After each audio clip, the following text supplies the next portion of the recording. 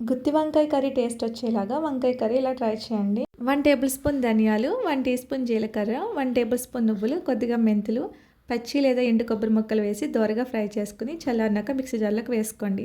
పచ్చిమిర్చి ముక్కలు, కొత్తిమీర వేసుకుని మెత్తగా మిక్సీ పట్టుకోండి. 1 స్పూన్ అల్లం వెల్లుల్లి పేస్ట్ వేసి మొత్తం కలిసేలాగా పక్కన పెట్టుకోండి. కడాయిలో ఆయిల్, ఆవాలు, జీలకర్ర, ఒక రెమ్మ కరివేపాకు వేసి వేయించుకోండి. కట్ చేసిన ఆనియన్ ముక్కలు వేసి ఆనియన్స్ని బాగా ఫ్రై చేయండి. ఇవి బాగా మగ్గిన తర్వాత కట్ చేసిన వంకాయ ముక్కలు, టమాటా ముక్కలు వేసుకుని అందులో కొద్దిగా పసుపు, ఉప్పు వేసి బాగా కలుపుకుని మూత పెట్టి లో ఫ్లేమ్లో వంకాయ ముక్కలు మగ్గించండి.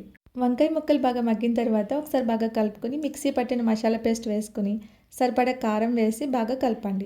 1 గ్లాస్ వరకు వాటర్ వేసుకుని బాగా కలుపుకొని సాల్ట్ అది సరిపోకపోతే వేసుకుని మూత పెట్టి హై ఫ్లేమ్లో ఒక 5 మినిట్స్ పాటు ఉడికించండి. కొంచెం దగ్గర పడ్డాక మంటని లో ఫ్లేమ్లో పెట్టి కర్రీ దగ్గర పడే వరకు ఉడికించండి. ఫైనల్గా కొత్తిమీర వేసుకుని సర్వ్ చేసుకోండి. చాలా టేస్టీగా ఉంటుంది. తప్పకుండా ట్రై చేయండి. Thank you.